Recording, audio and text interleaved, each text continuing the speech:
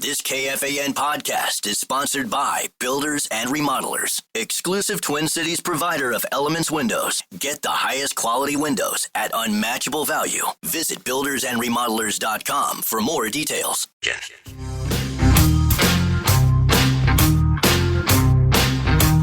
The Minnesota Wild face off against the Columbus Blue Jackets this Saturday as they drop the puck on the brand new Grand Casino Arena. Don't miss a second of the action. You can score your seats today at wild.com/tickets.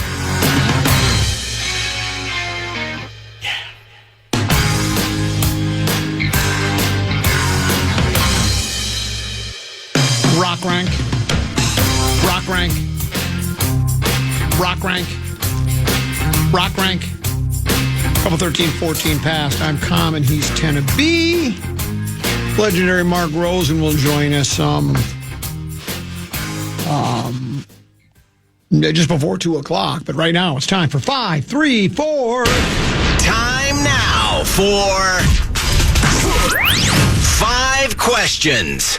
Well, actually 3, but 5 sounds like more than 4. Question number 1. Over or under? The win totals for the Minnesota Wild this season in terms of points is 96.5 points. Common, would you take the over or under? I know there are many people out there that are still astonished I host a sports talk show because I know very little about sports, and I don't care that much about sports. I don't know if 96 is a good number or a bad number. I know you get 2 points for a win and nothing for an overtime loss, or 1.5 for an overtime loss, and 9 points if you if you get out to a 2-goal lead and then shut out the other team. So I don't know if 96 is considered good or bad. What is it considered? I would say 96.5 is traditionally a bottom playoff team. Okay. Right. You're going to have probably maybe 4 or 5 teams, maybe 6 that'll top 100 points. Sometimes your lowest playoff team is in the low 90s. So, yeah, it's kind of a bubble-ish playoff team, but maybe on the good side of the bubble. So when you're looking at top 8 teams in the West, probably like a 7 seed. How long is Zook's out? He's out for a while, probably a month and a half, 2 months. Sounds like today, Nico Sturm, who was our prized possession in free agency as our fourth line center, that one's going to be a lot longer than they had originally kind of told us. I don't know. That 96 sounds about right. Then to me, I don't know. What do you think? A lot of it is so dependent on health, right? Right. I mean, last year when Kirill Kaprizov was healthy, they were second in the West. When Kirill Kaprizov wasn't healthy, they almost missed the playoffs. So the health of 97 is first and foremost, and I don't know how you can predict that. Yeah. But I think 96.5 is probably a good number. Yeah, I would say, and that's why it's Las Vegas. They're pretty smart when it comes to this. I guess I'll take the over. Just I'm so negative regarding the hometown teams. I just call it objective, but people call it negative. I thought I'd do a little ducky and bunny there for you. I'll take the over. Question number 2. Over or under?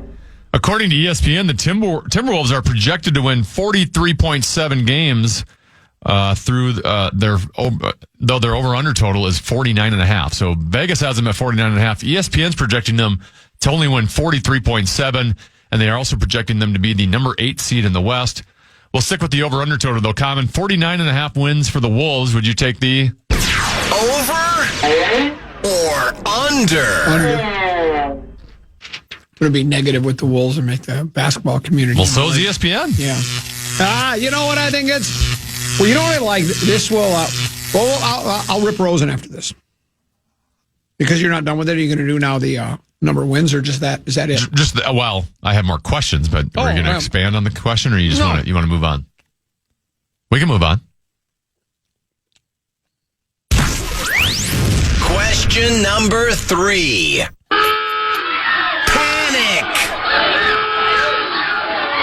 I thought you were going to expand on it. I thought you were going to expand. No, because you said I took. I took the under, and then you said the win total. I thought you were going to ask next. Oh no. Oh. That's the total I gave you is the 49.5. Would you take the over or the under? You said under. Oh, okay, yeah. And I thought maybe you'd give an explanation as to why you think they're going to take under. Just to get Rosen going and get the basketball community going. Oh, okay. Sorry. Question number 3. Panic. Or patience. All right, let's talk about some struggling NFL teams, Common. The Baltimore Ravens are 1-4. If you're in Baltimore, is it panic or patience? I would say panic because their last loss this past week was to Houston, which they had a problem. Yeah, and it was very one-sided, right? It wasn't like lopsided. Yeah, so I think it sounds like Lamar might miss this game too. Yeah, and you see, this is where, and I always get pushback from people when I talk, especially when I talk about the NBA, about guys, taking quarters off or games off and coming out flat and not trying. And then I always get criticized for that. All I can look at here is Baltimore was picked by many to be a Super Bowl contender. And then they lose to Buffalo, they lose to Detroit, and now they lose again. And to lose to Houston in a laugher, I just think players just like, well, that's it. Our season's over. We're done. And they just I don't know, what else am I supposed to think? How do you lose that game to Houston? Had they won a game going into that game? I think they had won one, but yeah, they had been struggling as well. Yeah, I think I'd panic. And they were at home in that game, too. They weren't even competitive. I'd panic. All right, how about the Kansas City Chiefs? They're 2-3 in KC. Is it time for panic or patience? Well, they've got some, what's the word I'm looking for? They got capital built equity. Up. Equity. That's what I'm looking for. They got some equity built. I wouldn't panic yet. I mean, that's, Jacksonville's obviously better than I thought they were. They were going 3-1 going into that game on Sunday night. I just thought, well, yeah, but Jacksonville really hasn't been particularly good the last few years. I think their quarterback, who was the number 1 pick overall, didn't he have one really good year, like a second year? And then after that, he's been just kind of meh at best. So, he was great the other night. Yeah, and he was really good the other night. And Kansas City jumped out to a 14-0 lead, and I thought that's why I turned it off. But they built up enough equity that I wouldn't write them. They've also played a very difficult schedule. Yeah. I don't know if they're going to win the big game or go to the big game like you predicted, but I would not panic. Well, they're going to be getting Rashi Rice back here in a week or so. I would be patient with them. All right, last one. The Cincinnati Bengals are 2-3. They just traded for Joe Flacco, who apparently is already going to start this weekend against the Green Bay Packers. And Cincy, is it time for panic or patience? I think it might be time to sell the franchise and move into a different city. That's how bad it is. That's a team where they were in the big game. Was that 3 or 4 years ago? They lost against to the Rams, and they yeah. had that game won. If you remember, didn't a Bungles guy drop an something happened at the end of that game? I think it was right in his hands, and he dropped it. And then Matty Stafford completed the drive after that. I thought I had expected big things from that team because Burrow is so good, and you got is it Jamar Chase, and you got T Higgins, and I thought that team was going to be. Last 2 seasons, they got off to slow starts. I think they rallied late last year, and now this year with Burrow gone, I think it's panic time in Cincinnati as well. Yeah, he's out for a while too. Yeah, so. yeah, I think it's panic time.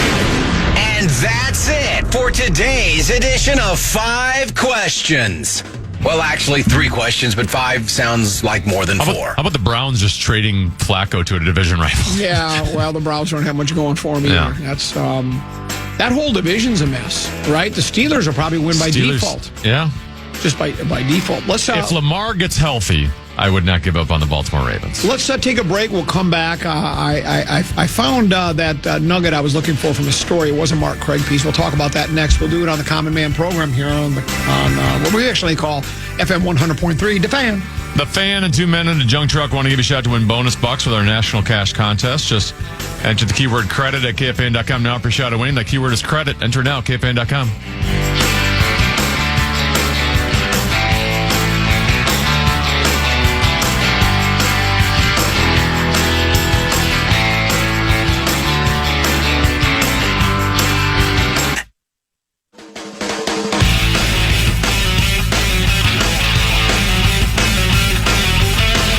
Want to chime in on what's happening with your favorite KFAN program? Make your voice heard on the Bradshaw and Bryan text line. Let us know what you have to say by texting your message to 64686.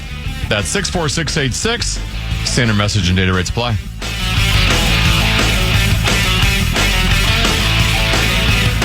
If we were still including rubes in the preposterous statement tournament, Tennessee, here's the number one seed. Tennessee has a quick wit and is funny. He should be on the Flop, Sweat, and Tears tour also. He'd actually probably bring in more of an audience. That is extremely preposterous. A quick wit and funny. Should be on the preposterous, or should be on the Flop, Sweat, and Tears tour. I saw Sarah. No money, no funny. No money, no funny. Sarah McClellan writes Wild for Fish Wrap Factory West Side. She did a story today, 5 for Fighting. That was the name of a band, I believe. It was, yes. She has Wild's rising young stars that battling to make their marks in the NHL. How do you say his name? Buyam. David Jirasek. Jirasek. Let's see if I can mispronounce all the names. Liam Ogren. Yeah. Jesper Wallstedt. Volstead, actually. It's a V. Or it sounds like a V. And Milli Vanilli. No, Danila Yurov. Correct. First round picks are getting their chance this season. Teneby, puck rank. How do you like these prospects? Do you? I mean, they're first round picks, so they were highly regarded. What do you know much about? And should we be excited? And because we did the number of points over and under, and if all these guys end up being really good, I think I'll take that over for sure. What do you make of these guys? Can I give you a bad answer for radio and say it's hard to know? Yes. Because prospects are prospects, and you never know how they're going to do in the NHL. And then even if they are good in the NHL, you don't know how long it's going to take them to become good in the NHL, right?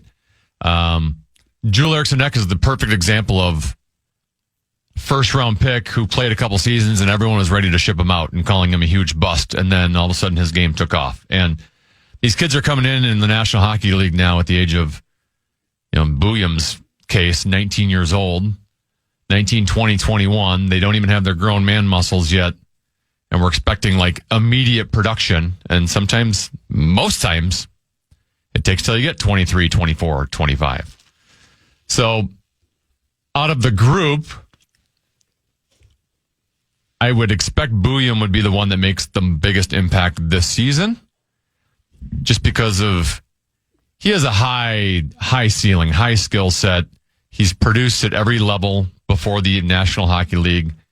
He is expected, at such a young age, it sounds like he's running the power play, the first power play unit at the top of the point immediately. So I would expect he's going to contribute at least offensively from the back end. My fear with him is sometimes those smaller defensemen, it takes them a little bit longer to figure out the defensive aspect of the game and playing in front of your own net and playing in the corners against bigger guys. So there's the concern there. Juracek we saw a little bit last year. I'm getting a little worried about him, given how much the Wild gave up for him in a trade. And he's still just kind of inconsistent. And he might be one of those guys that was a high first-round pick. I think he was a top 5 pick,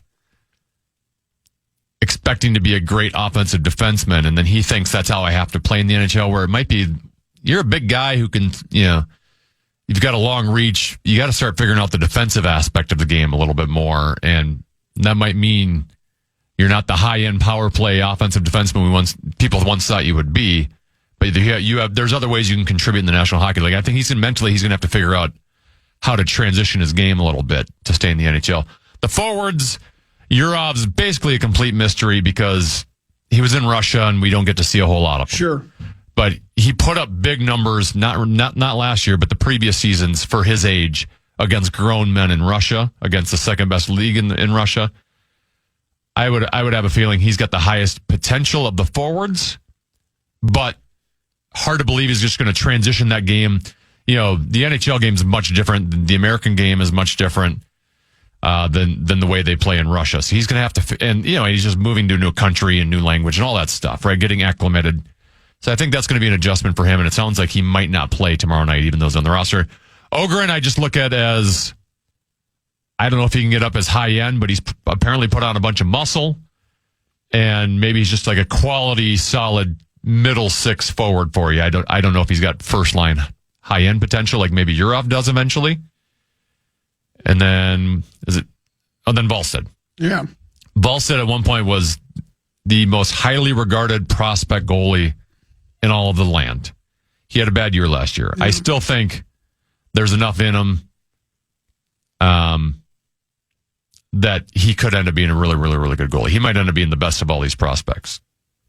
At least he was projected kind of. Right. Him and Buyam are kind of, should be the two that we're looking down, 4 years down the road as these are our two mainstays in our lineup.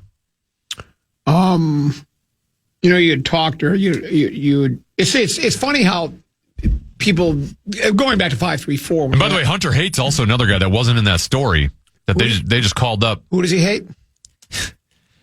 It sounds like he's going to play tomorrow night as their fourth line center. So I remember talking with Judd Brackett, the director of scouting for them a couple years ago when they drafted him, and I think he was a second round pick. And he said, "Hey, this one's going to be good." And now I think he opened a lot of eyes in training camp and earned a spot on the opening roster. So it looks like he's going to start over Yurov tomorrow night. Now, that could still change. They might change that decision, but judging off of line rushes today. So he's another young guy that could emerge. Is the guy that used to be really good for the Red Wings, Tarasenko, is that how you say his name? Tarasenko? Well, he wasn't really good for the Red Wings. But who was he really good for? Well, he played for the Red Wings, but he wasn't really good for them. Who was he really good for? St. Louis Blues. Tarasenko. Vladimir. How many preseason games have we played so far? Has he done anything? Has he played? Is he any good? Has he shown any? I don't know how many of the preseason games he played. I did not see a lot of the preseason. I know early on in camp he was tearing up camp. I think he scored 2 or 3 goals in his first training camp scrimmage. Okay. But it sounds like he didn't do a whole lot in preseason games, but that's also sometimes veteran players in preseason ain't giving it their all. You're just trying to warm yourself. You're trying to get lubed up a little bit. You're trying to break a sweat and shake. The games don't mean a whole lot, so you're not pushing it. We call it rink rust. You're trying to get rink the rust. Rink rust. Someone, by the way, when you were asking over and under, someone thought the over and under for me to say rock rank again was going to be 0.5. I put much higher than that. Rock rank. Well, so there you go. Let's do this. Let's take a break. A couple of other items I want to get to, Viking related, and not even Rip Rosen. Why not? Well, it's not really a Rose and Rip, but it just goes to show you how you can take a topic. You can look at this and you can look at that, and people can have completely different, divergent views. We'll do that next here on the Common Man program on the Fan.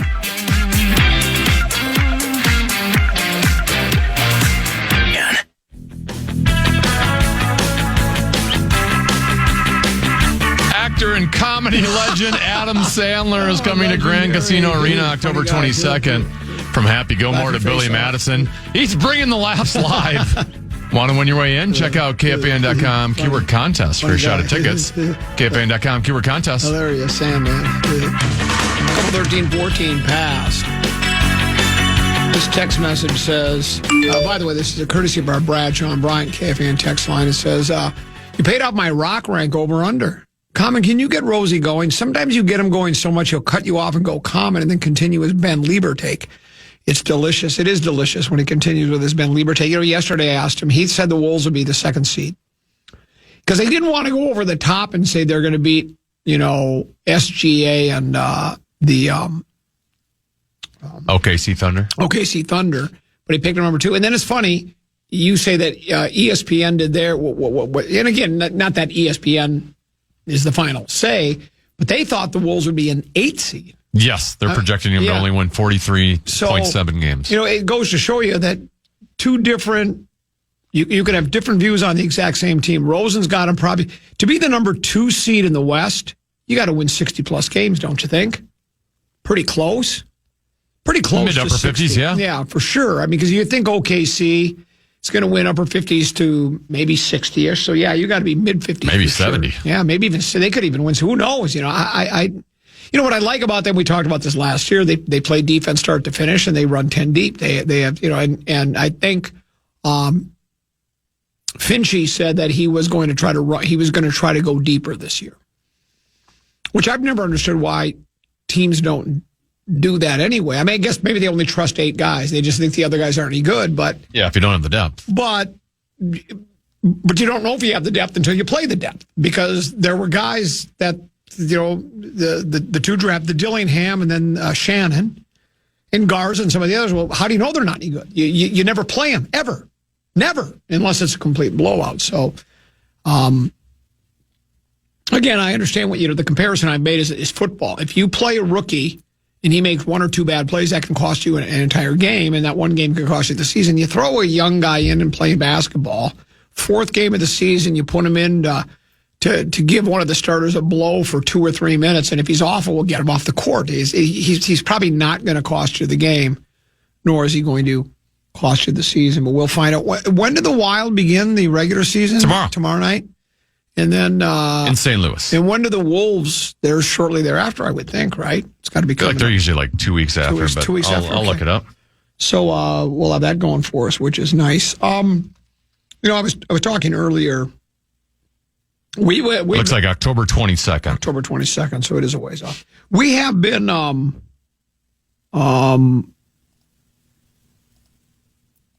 talking for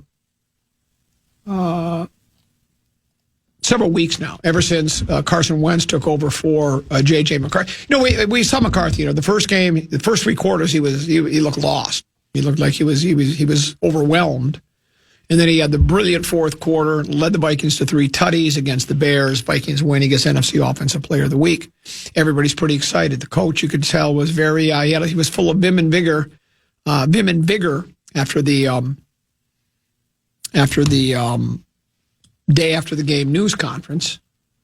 And then we saw just a really bad performance against the Falcons. It was at that point that it was announced the following day that he had a high ankle sprain and that he would be out for a while. And that while has gone a little bit longer, I think.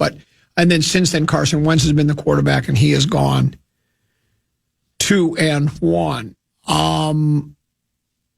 I talked about Mark Craig's piece, and I thought I saw a thought from him here, and he did. I like what he's done. This is what to make of the weird NFC North, and then he goes on to do. Let's look at what's happened so far around the North. He says, who do you think he has as the most valuable player to this point, 5 weeks in the NFC North? Did you see this piece or not? No. Okay. Most valuable player in the NFC North? In the NFC North.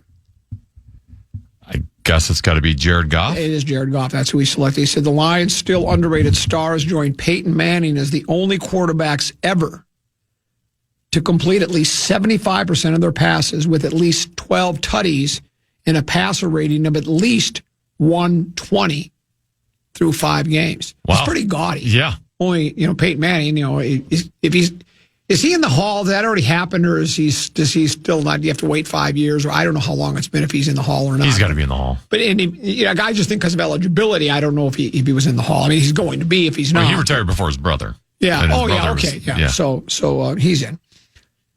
Who do you think he says is the biggest disappointment? Like individual player, or it's an individual player. Could we go Micah Parsons? He's got J.J. McCarthy. Huh? He says one of 6 quarterbacks drafted in the top 12 a year ago. McCarthy's been healthy enough for 2 starts. 2. The other 5 has started a combined 87 games. And then, of course, he quotes Bud Grant. the best ability is availability. Who do you think he lists as the biggest surprise? An individual. It's an individual. Individual biggest surprise?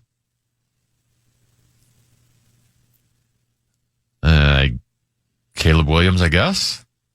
Carson Wentz. Okay, I was going to say Carson Wentz too. Here's what he writes. This is that quote or that maybe not quote, but the sentence I was thinking about. It says completing 9 of 9 passes for 71 yards on the 10-play, 80-yard game-winning drive against the Browns. Top-ranked defense raised Wentz's record to 2-1. Then he goes, new rule. He wants to institute a new rule.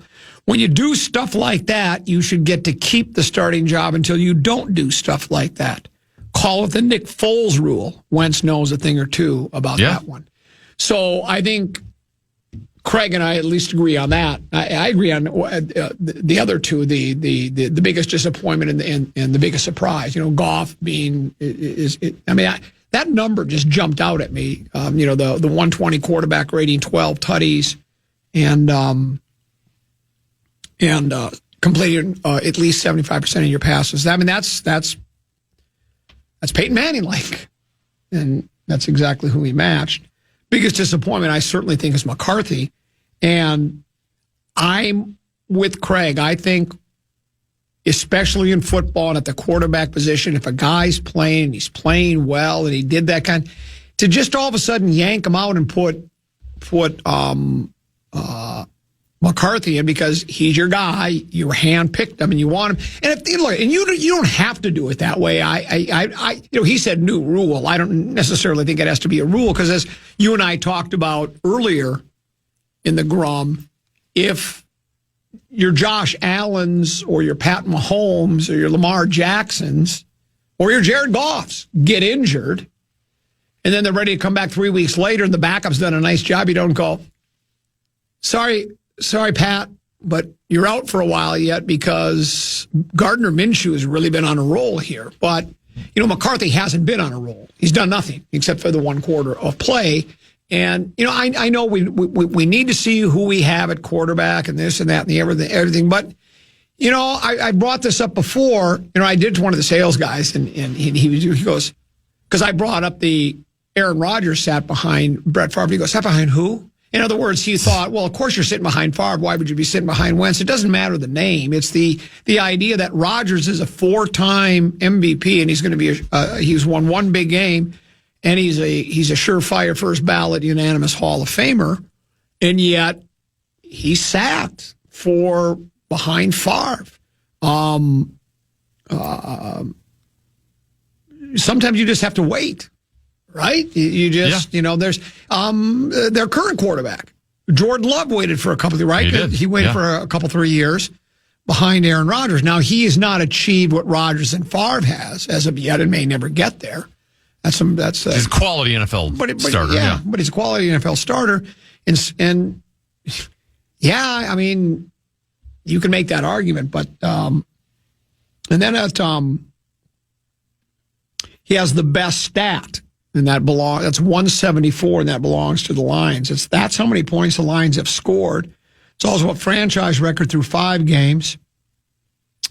And it comes, unfortunately, at an embarrassing moment in time for those of us who thought losing last year's offensive coordinator, Ben Johnson, to the Bears would be a significant blow for the Lions. So apparently Craig thought that way as well. I mean, I'm not going to tell you that I thought there would be a transition period. But I've said all along, if you've got really good players, it's like, if you have a high-powered race car that's finely tuned. Now, I went to the Skip Barber Racing School, so I'd be able to handle it without any trouble at all. If I parked it and tossed the keys to you, it might take you a little bit, but you'll figure it out after a while because it's a finely tuned automobile. Same thing with, the John Morton guy, he's been coaching forever. He's a coaching dinosaur. You throw him the keys to that offense and go, oh, this is kind of fun. So I just don't think, I don't know what to do. What am I going to do with Jared Goff, Amon-Ra St. Brown, Laporta, Jameson Williams, and Knuckles and Son? What is it? Knuckles and Son. I don't know what I'm going to do there. I've always said, you show me a successful NFL head coach, I'll show you a coach that had a successful quarterback, right? Like yes. the ultimate example is Bill Belichick. He had Tom Brady for all those years. He's considered the greatest coach of all time. What happens when Tom Brady left? Fell apart there because Mac Jones is not Tom Brady. Yeah. And now he's at the University of North Carolina. Early, but not going well so far. Yes. Tom Brady's going to make you look like a better coach. Coaching can only get you so far. That's exactly right. I couldn't agree with you more. A couple of text messages have come in. This one says, is 10-7 with Wentz better than 7-10 with JJ? Wentz won't likely play bad enough to lose his job, but also won't win a big game. Playing JJ gives you a chance to see what you have. That being said, play Wentz against the Eagles. Well, why? You can't have it both ways. You're saying Wentz is only going to get you to 10-7. If you got to see what you got, then you play him right now. I like the you got to see what you got. Well, according to what you just said, J.J. McCarthy is worse than Carson Wentz because you just, in your own scenario, you had J.J. McCarthy winning 7 games. Yeah. Looks like there's not a lot to look at. Yeah, that's exactly right. And I don't know what the rush is. I really don't. I mean, and I understand the playing a quarterback under his rookie, getting the most you can out of him while he's under his rookie deal, because then you have money to spend on other players. Well, the Vikings spent that money. They did that. They spent a whole bunch of money. They signed 2 guys in the interior of both the offensive and defensive line, are paying them big money, and it really hasn't. The 2 guys they got to be in the middle of the defensive line don't know how to stop the run. Apparently, they have no clue. They can rush the passer apparently, but they have no clues how to stop the run. Matter of fact, we might have been better off keeping that. Who was the guy Harrison Phillips. We might have been better off. We thought we were too deep at that position. We have so many. We can afford to get rid of Harrison. At least he stopped the run. It seemed like he did. He couldn't rush the passer, but yeah. But we can't stop the run now. No. And we've seen the one guy we got. It's the center. That Ryan, right? That has the 2 concussions. The other guy is Fries. Yes, and he's our right guard. He's still healthy. He's our only healthy offensive lineman. He's the only healthy offensive lineman playing. So I guess that's been pretty good too. Here's another. But back to that scenario of, would you rather have Carson Wentz get you to 10-7 or J.J. McCarthy get you to 7-10? Yeah. I'm not under the belief right now that Carson Wentz is going to lead you to a big game. But if you knew he was going to get you to 10-7 and get in the playoffs, you still take that chance. Yeah, absolutely. As low of a chance as that might be, you still take it. He's still a veteran quarterback. You still have the quarterback whisperer. If everything was healthy around him, there's a scenario in which they could make a run. You are correct. It's called a chip, a chair, and a chance. Yeah. Here's one. I think he's being a little condescending here. Kyman, you do know that Wentz lost to Pittsburgh last week, right? Or do you not know that? No, he didn't lose to Pittsburgh last wek. They won last week. They beat Cleveland. They beat Cleveland last week. That was 2 weeks ago. It was 2 weeks ago, and he did lose. I would put that more on Rodgers. Played really well that game. I wouldn't put all that on Wentz. I mean, his interceptions were deflections. Yes, yeah. It's like, I mean, this is coming from somebody that wants to see JJ. Here's what, and I don't know what percentage of fan this is, and it's in every town for every sport. You so badly want your team to win, and you so badly want the draft pick to pan out that you become blinded to anything else. Well, it's been forever since we've had a franchise quarterback. Yeah. And so I sympathize with the text messenger. He's bitter with me probably right now because, I'm suggesting that just keep playing Wentz until Wentz goes in the tank. Hey, look, I think they're going to start McCarthy against the Eagles. And I hope he's brilliant. I'd love it. It's good for all of us. Professionally, it's really good for us. I think they're going to start Wentz. You think so? Yep. I think it's one more week what we got out of them. We can still hide behind the injury. Right? Once you get to the point where J.J. McCarthy's fully healthy, then you got to deal with the quarterback controversy and the sideshow that comes along with that. You still have the 1 week where you can act like, whether J.J. is fully healthy or not, that you can act like, yeah, that thing's not 100%. He hasn't had enough practice times. We're going to be cautious with him because we value him so much. You get the spite game with Carson Wentz against former team. I think, and I might be wrong because to your point, I think everything you've seen written is I think most people believe if JJ's healthy, he's playing right away. But given Carson's gotten you to a 2-1 record, and let's face it, he's looked better in that stretch than J.J. McCarthy looked better the first 2 weeks. I know KOC's competitive, and he wants to win, and he wants to win right now. I think they're gonna hide behind the McCarthy injury for one more week, let Carson play, and see how it goes. So what if Carson if he's mediocre or bad, then it's easy to make the change. If he's great, at that point, you go, we got to keep rolling with him. What if Wentz has a really, it doesn't have to be NFC offensive player of the week good, but he completes a high percentage 24 of 32 for 290 yards, 2 tutties. Yeah, and he doesn't throw any, maybe one interception even, but the team wins, and he, has another game-winning drive. Then the following week? Keep going. Is it the Chargers the following week? At LA. Do you go to McCarthy to see what you got? I wonder if the Viking fans would think that. Do we got to see what we got? Do we though? Right now? Well, I don't. There's still time to see what we got. I think so, but people they get anxious. Guys like Rosie, they get anxious. They want to see what we got. We got to see what this kid can do. We want him to be the savior, and we want it right now. That's the way sports is your whole life. Just sports is. We'll find out. I do think part of what plays into this, it's just I think the coach is very confident in his abilities to coach up. That's why I think they passed on Darnold. Yeah, Darnold he had the bad game against Detroit. I get that. That was bad. The Rams game was not his fault. That was the interior line's fault. The team admitted it. The coach said so. And they decided to, now again, it was going to cost more money to get, but winning costs money. But they decided not to do that. Rodgers wanted to play here. He gave him the cursory, I think, respect. I'll bring you in and chat with you. We've had a good relationship. Hey, I know you'd like to play here, but Aaron, I think we're gonna go with the young kid. But I love you. Good luck to you wherever you end up signing. And so I think he believes that he can coach up a kid. He can coach a kid up quickly and have him ready to play. And I think he really felt that way after that first game. After the 3 quarters of struggling, then that brilliant fourth quarter, he thought, we made the right decision in going this way. And now, I don't know, the Atlanta game was so bad, I don't know what to think. The team indicated this offseason that they weren't 100% in on J.J. McCarthy. They still liked him and thought he had a shot, clearly, because they gave him the reins.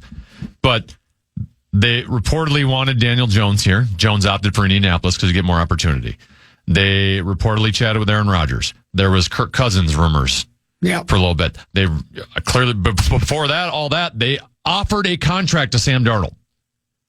Now, they didn't want to shut J.J. McCarthy out because they still like him, have reason to believe he can be good someday. But this wasn't just we got our guy, everyone. We're ready to go, J.J. McCarthy. We don't need anybody else. They flirted around a little bit. Well, it'll be interesting to see. Because I was convinced that they would keep Wentz. Then I came around to Rosie's way of thinking and thought, well, no, they're going to go back to McCarthy. And now you and I have kind of flip-flopped, or at least you think they're going to stay with Wentz, and I think you've convinced me that maybe they will do that for one more week. Against. But I feel like I'm in the minority. Like if you read what other people are saying, they think, well, once JJ's healthy, he's good to go. I just think they're going to fake the injury for a little longer. Yeah. Maybe not be completely honest with us. Right. That it's, because they want him exactly 100%, not 98. And so we'll see how that goes. Here's a text message that says, your logic is flawed if you follow antenna logic. It should be Darnold's job. It was never really McCarthy's job to begin with last season. So, What are you talking about? We never said it was McCarthy's job last season. What we're saying is Darnold took the team. He was brilliant last year. He was really good. He resurrected his career. You can give the credit to anybody you want.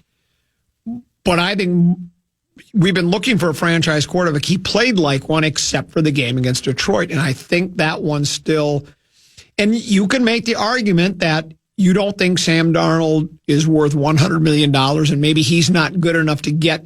You know, there are a lot of guys out there that are really good quarterbacks, tend to me, but they're just not. They don't have that last little, whatever you want to call it, that it factor, whatever it is, that can not only win regular season games, but it can push you through the postseason.